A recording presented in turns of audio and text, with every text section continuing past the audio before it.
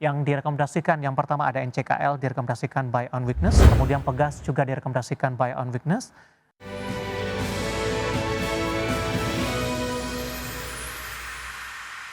Masih di Market Bounce pemirsa, dan terima kasih untuk Anda yang masih bergabung bersama dengan kami. Untuk sebelum melanjutkan perbincangan, saya akan coba sampaikan update pergerakan indeks harga saham gabungan di posisi pembukaan di sesi pertama pada pagi ini pemirsa. Di mana posisi indeks harga saham gabungan di pagi hari ini mengalami pelemahan yang cukup dalam di 1,26% dan kembali meninggalkan level 7.900-an pemirsa. Posisi saat ini di 7.850,544 dengan posisi intraday terendah beberapa menit pasca pembukaan di 7.847,160,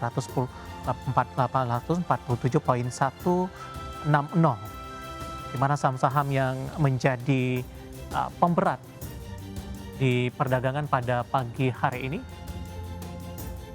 Ya, dari sisi saham yang menjadi pemberat dari teknologi.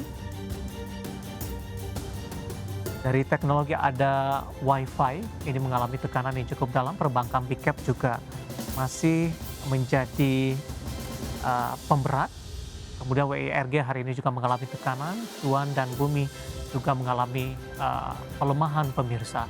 Sementara beberapa saham yang hari ini menjadi penopang di tengah tekanan indeks harga saham gabungan, ada PSAB masih melaju kencang setelah diperdagangkan hari sebelumnya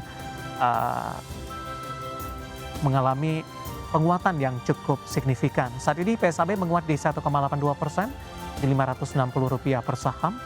Kemudian juga ada Gosco melesat dari Plantation ini di 8% di Rp202 per saham. Kemudian juga ada ATLA menguat di 11,94% di Rp75. Dan selanjutnya ada beberapa saham lainnya.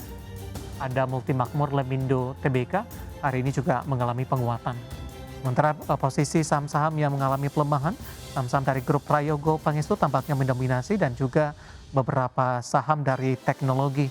MDKA hari ini melemah di 2,79% di 2.440 setelah mengalami penguatan di perdagangan sebelumnya, atau tepatnya di perdagangan Kamis pemirsa. Baik, dari perkembangan pasar domestik kita akan coba update juga posisi dari bursa Asia tampaknya bergerak mix di perdagangan akhir pekan ini. Ada Nikkei posisinya menguat di 0,63%, STI melemah di 0,31% di 4.266, Kospi menguat di 0,14% di 3.991, dan Hang Seng melemah di 0,42%. Ya, updatean posisi indeks harga saham gabungan dan pergerakan bursa Asia pada pagi hari ini, dan semoga bisa menjadi referensi untuk Anda. Sambil menunggu terkait juga dengan beberapa saham pilihan, Pak Abdul, kita lanjutkan kembali Pak. Pergerakan indeks harga saham gabungan di sesi pertama, koreksi dalam di atas 1% dan kembali diperdagangkan di level 7.800-an. Apakah Anda melihat ada sinyal profit taking dalam hal ini Pak, jelang libur akhir pekan dan penantian rilis data inflasi PCE Amerika Serikat? Oke, baik.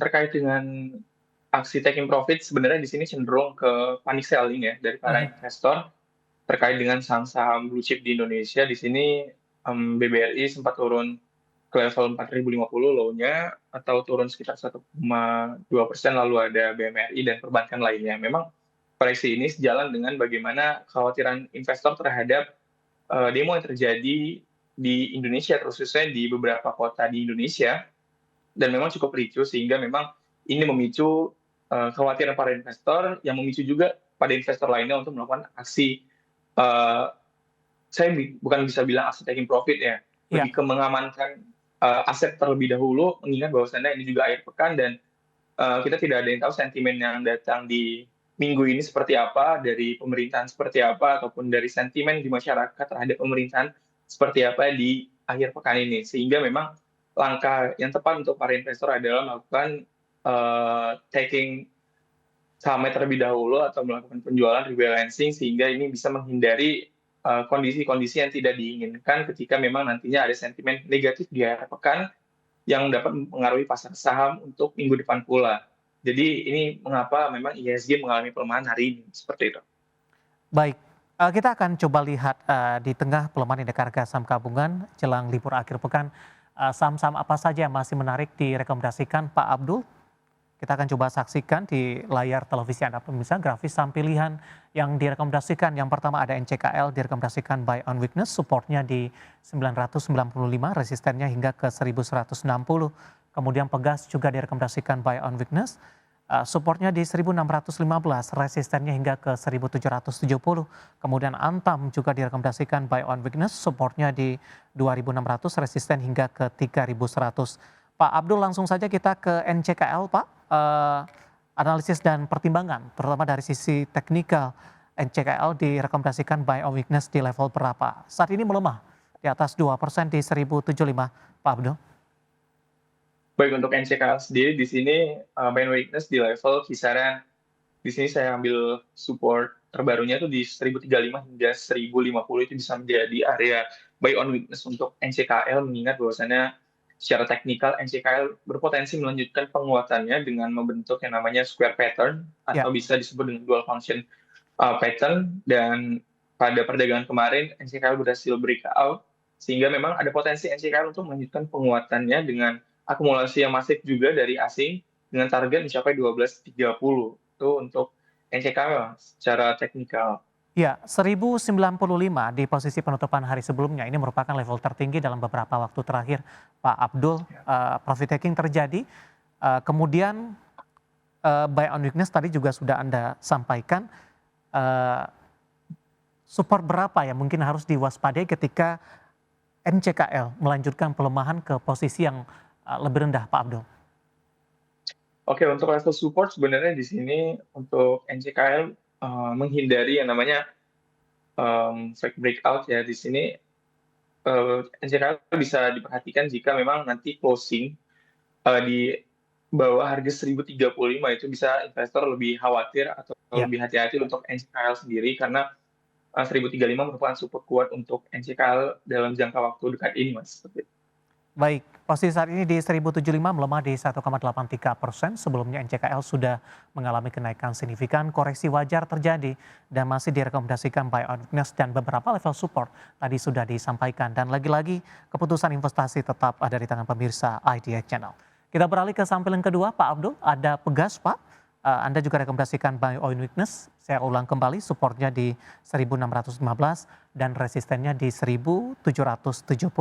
Sementara pasca pembukaan, saham Pegas di tengah pelemahan indeks harga saham gabungan juga mengalami koreksi, sudah kembali ke 1600-an, Pak Abdul.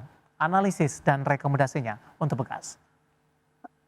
Oke, untuk Pegas sendiri di sini setelah membagikan dividen ya, ini pergerakan Pegas cukup sideways tapi cenderung uptrend. Nah, di sini saya melihat bahwasannya Pegas untuk perdagangan hari ini ada potensi untuk melanjutkan penguatan sebenarnya, tapi memang karena sentimen dari IHSG masih mengalami pelemahan sehingga memang koreksi wajar untuk Pegas sendiri, tetapi memang ada buyer yang memang cukup mendominasi Pegas sehingga ada rebound sedikit di sini untuk Pegas, tadi dari low-nya 1685 sekarang bergerak di level 1700. Tapi saya tetap concern untuk Pegas masih melanjutkan penguatannya dengan baik di area MA 100-nya. Di sini ada level 1655 hingga sekitar 1670, itu bisa menjadi area buy on weakness untuk para investor, melihat bahwasannya di sini saya merekomendasikan buy on weakness menyesuaikan dengan keadaan ataupun proyeksi IHSG untuk pekan depan, seperti itu, Mas. Baik, jangka menengah masih ada peluang ke 1800-an, tidak sih, Pak?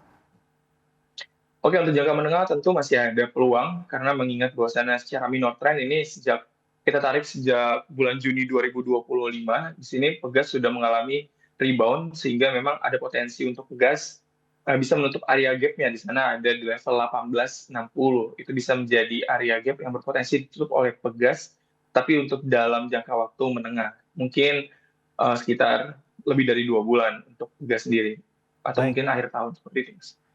Analisis untuk Pegas, posisi saat ini di 1695, melemah di 1,17% dan sudah meninggalkan level 1700-an seiring dengan pelemahan indeks harga saham gabungan pemirsa. Kita beralih ke saham pilihan yang terakhir Pak, dari produsen emas ada Antam, Anda juga rekomendasikan buy on weakness, supportnya Hmm. tadi di 2.800, resisten hingga ke 3.100. Sementara posisi saat ini Antam bergerak flat di 2980 setelah sempat mengalami fluktuasi yang cukup tinggi pasca pembukaan. Analisis untuk Antam, tapi sebelum kita mengulas dari sisi teknikal intraday-nya untuk Antam, Pak Abdul. Dalam beberapa waktu Ya. terakhir Antam lebih cenderung tertekan, Pak. Sempat di atas 3 ribuan, namun dalam sepekan terakhir Antam cukup sulit untuk balik lagi ke level ini. Analisisnya, Pak Abdul. Oke, terkait dengan pergerakan Antam yang sebenarnya cukup tertekan dalam beberapa pekan terakhir, tapi kalau ditarik sejak 23 Juni lalu, Antam sebenarnya bergerak sideways di range area yang memang cukup kuat untuk support resisten ya di sini. Antam itu di resisten 3250 dan supportnya di 2830. Dan sekarang Antam sudah mulai rebound kembali dari support 2830. Hal ini juga sejalan dengan bagaimana keadaan harga emas dunia yang memang Ya, mengalami sideways dalam beberapa pekan terakhir. Kalau dilihat dari harga emas dunia, di sini harga emas cenderung sideways di kisaran 2.840 hingga 3.200 USD per troy ounce. Sehingga memang ini juga menyebabkan saham Antam, tadi bukan harga emas. Untuk harga emas sendiri di sini bergerak di range supportnya tadi, saya revisi maaf. ya. Untuk supportnya itu di 3.281 hingga 3.400 untuk area support dan resisten harga emas sendiri per troy ounce-nya ya. Sehingga memang ini juga sejalan dengan pergerakan harga Antam yang memang cukup sensitif terhadap pergerakan harga emas. Dan memang untuk dalam minggu ini harga emas sudah menguat sebesar kurang lebih Ya, 1,2% dan ini juga diikuti dari baik. penguatan saham Antam di pekan ini. Oke, singkat saja Pak Abdul, buy on weakness di berapa untuk Antam? Untuk Antam sendiri di sini saya merekomendasikan buy on weakness di level 2.900 hingga Mhm. 2.950 untuk Antam dengan targetnya mencapai 3.070 hingga 3.090 untuk minor trend yang ada gap di area tersebut seperti itu. Baik, karena 3 saham pilihan yang direkomendasikan dan lagi-lagi keputusan investasi tetap ada di tangan pemirsa Idea Channel. Pak Abdul, waktu kita cukup terbatas, Pak. Terima kasih sudah berpartisipasi dan bergabung bersama kami pada pagi hari ini. Sehat selalu, Pak Abdul. Thank you, Mas. Baik, terima kasih. Ada Bapak Abdul Haq Al Faruqi, merupakan ahli Stockno.id by Graha Duta Sekuritas.